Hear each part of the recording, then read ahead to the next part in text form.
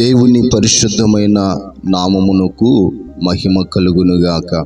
కీర్తనలు 18వ అధ్యాయము 28వ వచనములో, నా దేవుడైన యెహోవా చీకటిని వెలుగుగా చేయును అని లేఖన భాగములో మనం చూస్తూ ఉన్నాం. ఈ రోజున అనేక జీవితాలు చీకటిమయముగా మారిపోతూ, ఆ చీకటిలోనే కృంగిపోతూ, ఆ చీకటిలోనే ఇదిగో కృంగిన స్థితిలో ఉన్న వారి జీవితాన్ని మనం చూస్తూ ఉన్నాం. చీకటి అంటే వ్యాధితో కూడిన జీవితం, సమస్యలతో కూడిన జీవితం, ఇదిగో నిరాశలో ఉన్న జీవితం. నీ జీవితాన్ని దేవుడు ఇదిగో వెలుగుగా మార్చగలడు.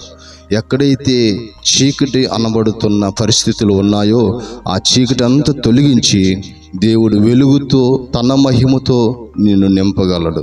కనుక ఈ రోజున చీకటిలో ఉన్నావని కృంగిపోవాల్సిన అవసరం లేదు. నీ చీకటి బ్రతుకును తన మహిమతో నిన్ను వెలిగించి మరలా ఆ ఉన్నతమైన ఆ తేజస్సుతో నిన్ను నింపే దేవుడు ఉన్నాడు. కనుక దేవుని బిడ్డలారా, నిరాశలో ఒక నిరీక్షణ కలిగి మనం బ్రతికేయాలి.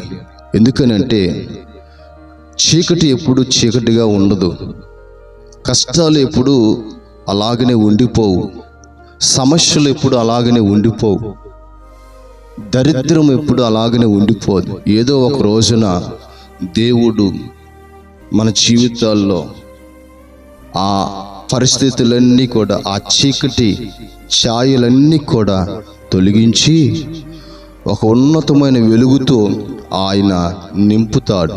ఎప్పుడంటే ఆయన వైపు మనము చూసినప్పుడు ఆ చీకటి తొలగించబడి వెలుగుతో నేను ఉదయించబడిన సూర్యుని వలె ఉండాలని ఆశపడినప్పుడు ఆయన మన జీవితాన్ని వెలిగించటమే మాత్రమే కాదు, చీకటి తొలగించటం మాత్రమే కాదు, ఆ చీకటిలో నుండి ఒక ఉన్నతమైన వెలుగు సంబంధమైన ఒక మేలుతో దేవుడు తృప్తిపరుస్తాడు. కనుక చీకటిలో ఉన్న, నిరాశలో ఉన్న, బాధలో, సమస్యలో కృంగిపోతున్న దేవుని బిడ్డలారా, ధైర్యం తెచ్చుకోండి. నీ చీకటిని వెలుగుగా మార్చగలిగిన దేవుడు ఉన్నాడు. ఆయన వైపు చూసి ఆ నిరీక్షణతో బ్రతుకుదాం. దేవుడు ఆ కృప మనకు అనుగ్రహించునుగాక.